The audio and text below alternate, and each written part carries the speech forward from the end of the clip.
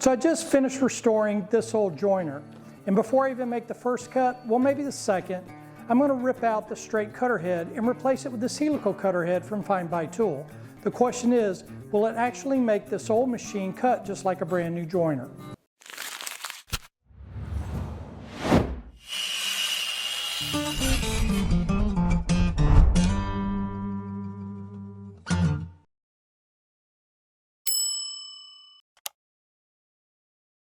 Before we get started, this video is sponsored by FindBuyTool. They sent me this helical cutter head designed specifically for my joiner. Unlike traditional straight blades, a helical cutter head uses dozens of small carbide inserts arranged in a spiral pattern. That means quieter cuts, less tear out, and when an insert eventually dulls, you simply rotate it instead of resetting knives. Each insert has 4 cutting edges, so they last a long time, and carbide holds an edge much longer than standard high-speed steel blades. I'll leave a link to this cutter head in the video description if you want to check it out. Now let's tear this joiner apart again and see how this thing performs.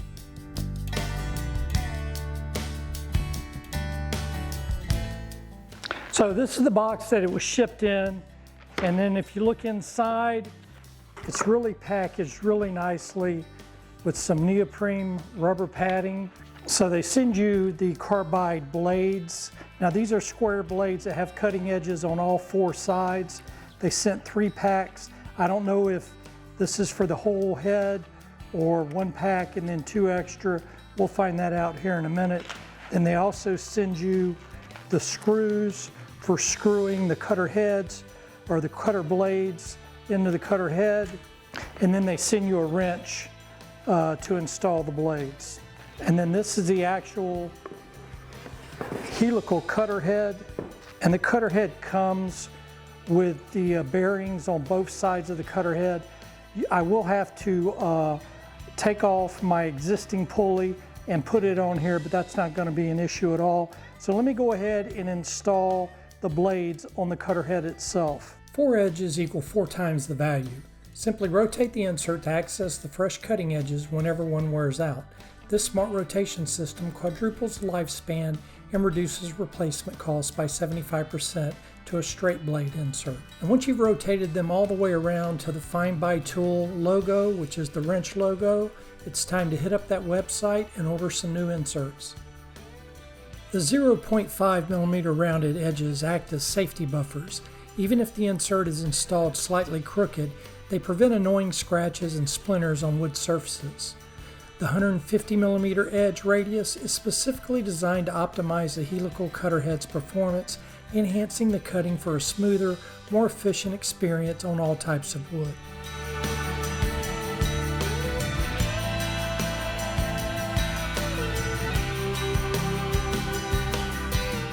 Now with all the carbide inserts installed in the cutter head, I can confidently say it took 28 inserts, and they actually included 2 extras along with 6 extra mounting screws, which is always nice to have. To protect the cutters and more importantly my hands, I'm going to wrap the entire cutter head with painter's tape before we start the install.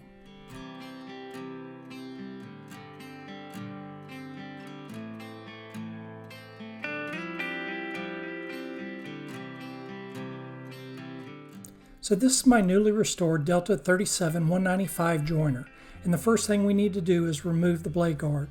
There's a 2.5mm hex set screw on the bottom of the guard that needs to come out. Once that's removed, the blade guard should lift right off, although you might need to persuade it a little bit with a rubber mallet.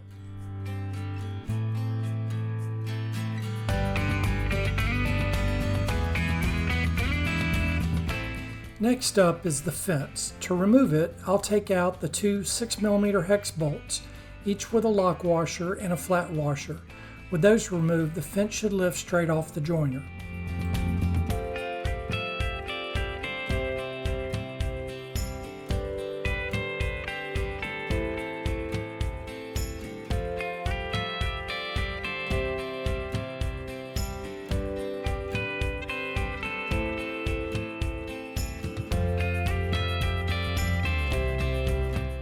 To remove the switch arm, there are 2 6mm bolts along with a 1/2 inch nut, flat washer, and lock washer.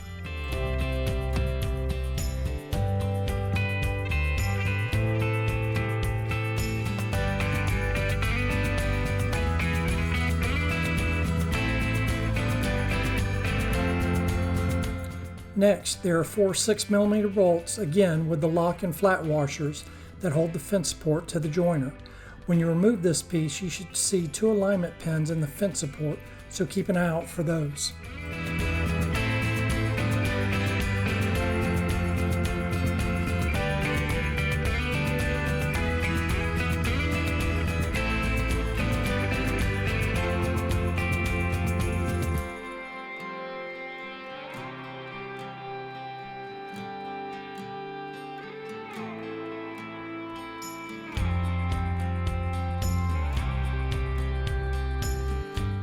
Using a 5/16 inch nut driver, I'll remove the 4 screws holding the back panel onto the stand. Then with a 1/2 inch socket, I'll loosen the 4 motor mounting bolts so I can slide the motor upward. That will give me enough slack to remove the belt from the motor and the cutter head pulleys.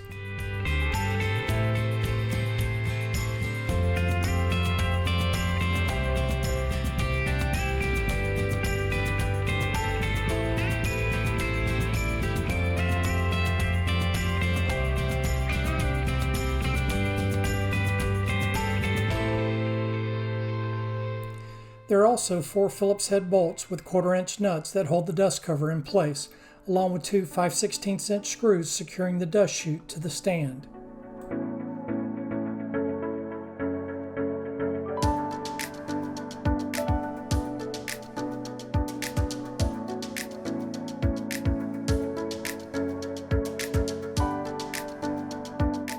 Once the dust chute is free, you can reach up inside it to remove the 8mm bolt that secures the joiner to the stand on the outfeed side.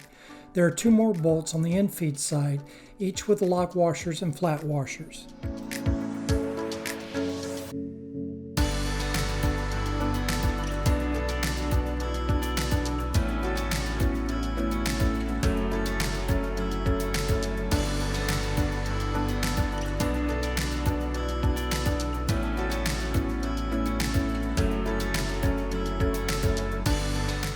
With the joiner now free from the stand, I'll place a couple of scrap 2x4s under each side to give us enough clearance to remove the cutter head mounting bolts.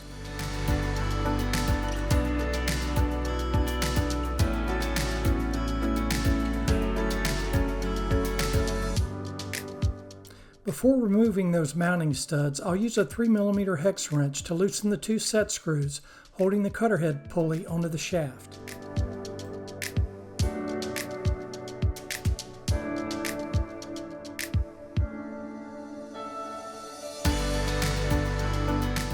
Then with an 11/16 inch wrench, I'll loosen the nut on the bottom of the cutter head mounting stud. After that, a flathead screwdriver will let me back the stud out completely.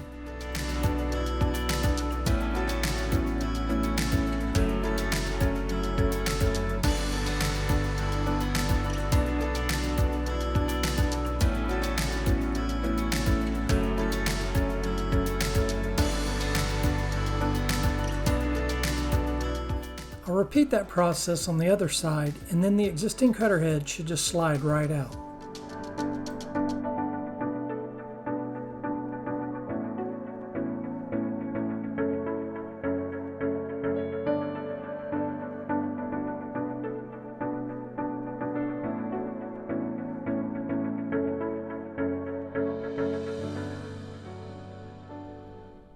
With the old cutter head secured in the vise, I used a gear puller to remove the pulley.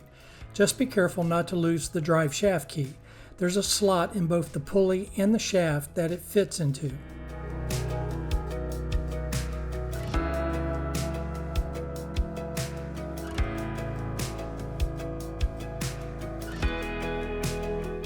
Using the same gear puller, I'll also remove the 2 cutter head bearing supports. Those 2 supports, along with the pulley, will need to be transferred over and installed onto the new helical cutter head. Once we get everything transferred over, we'll drop in the new helical cutter head in and see if this old joiner cuts like a completely different machine.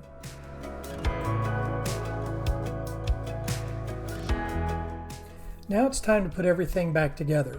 We'll start by transferring the 2 bearing supports and the pulley onto the new helical cutter head. To tap everything back into place, I used a rubber mallet along with a 1-inch PVC coupling, which works great as a driver without damaging the parts.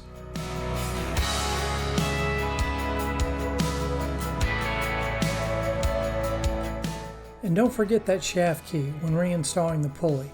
Make sure the groove in the pulley lines up with the groove in the drive shaft.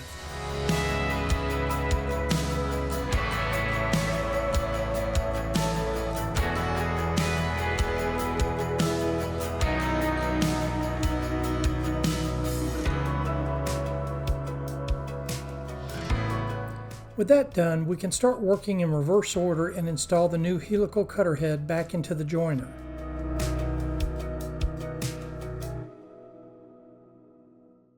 Next, I'll reinstall the two cutter head mounting studs and nuts that hold everything in place.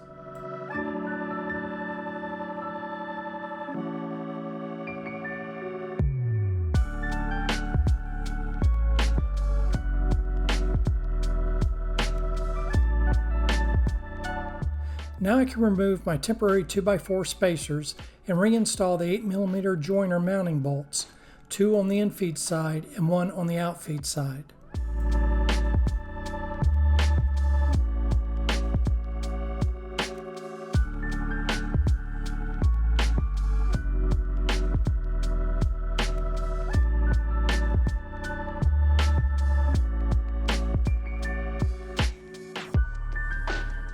With the joiner secured to the stand again, I'll reinstall the dust chute and dust port.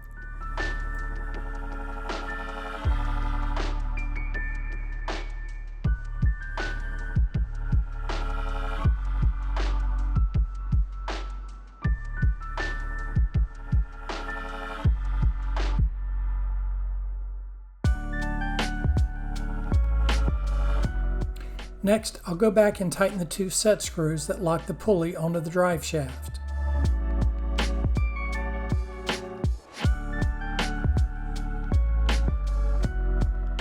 After that, I'll reinstall the belt and adjust the tension.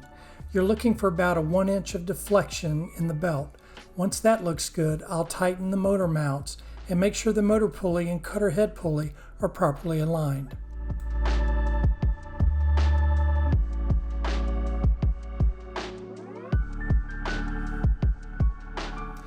Then the back panel goes back onto the stand.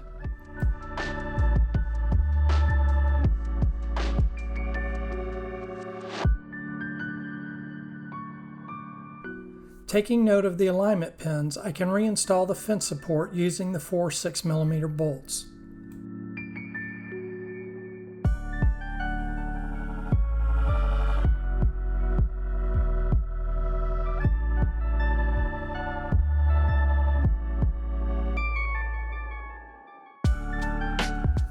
Next comes the switch arm, secured with 2 6mm bolts and 1/2 inch nuts.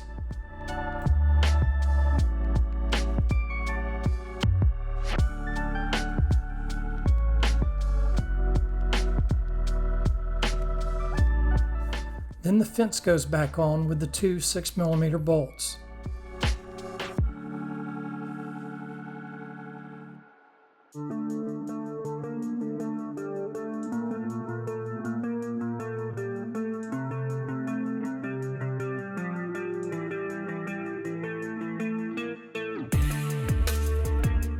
And now for the big reveal. Time to remove the tape and finally see the new helical cutter head.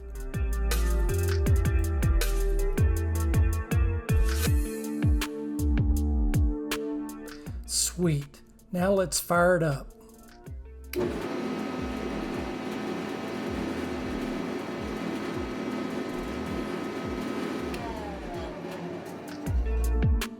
Oh yeah, that purrs like a kitten but bites like a tiger. Now that's what you want to see in a cutter head.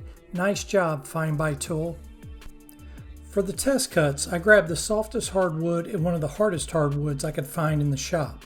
I've got a piece of cherry and a piece of jatoba. The cherry board is cupped and the jatoba is twisted, but we're about to fix both of those problems.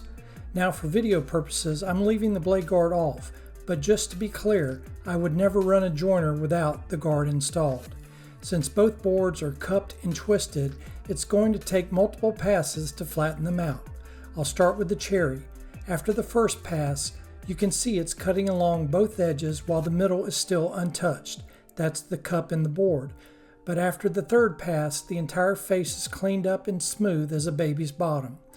With the newly flattened face against the fence, I'll joint one edge. In checking it for square, no daylight visible, that's exactly what you're looking for. Next up, the jatoba, and this stuff is hard. After the first pass, you can see the high spots where the cutter heads made contact. After the second pass, there's still a small area that hasn't been touched yet. But by the third pass, that face is slick as glass. That's a finish you almost don't even need to sand. I'll go ahead and joint one face, and then I'll finish the milling process over at the planer and table saw. So I went ahead and finished milling up both the jatoba and the cherry. So now I have some 4S4 lumber for my next project. Now the cherry is a hardwood, however it ranks pretty low on the Jenga scale, so it's not that hard. However, the jatoba ranks really high on the Jenga scale. It's a very dense hardwood, and the helical cutter head from FindBuyTool cut through it like a hot knife through butter. I can't recommend this product enough. That's going to wrap up today's video. If you enjoyed the video, then please hit that like and share button. It really helps out the channel. I'd also like to give a special thanks to all the nice people at FindBuyTool for being the sponsor of today's video. Now I'll leave a link in the video description below to the helical head that I installed, but I'll also leave a link to FindBuyTool.com, their website, because they offer helical cutter heads for planers and joiners for all different brands, from Delta to Grizzly to Shop Fox. And they also offer different woodworking products like router bits. So definitely check out their website. I'll also leave a link in the website to the gear puller that I used in today's video. It's not required, but it does make the job a lot more easier. I'll also leave a link to our video for the 10,000 subscriber giveaway. So if you haven't signed up already, you can check out that video, leave a comment, 10,000, and that will automatically register you for our giveaway. Well, I'm Rick with Ingrain Workshop. Until next time, have a wonderful day and God bless.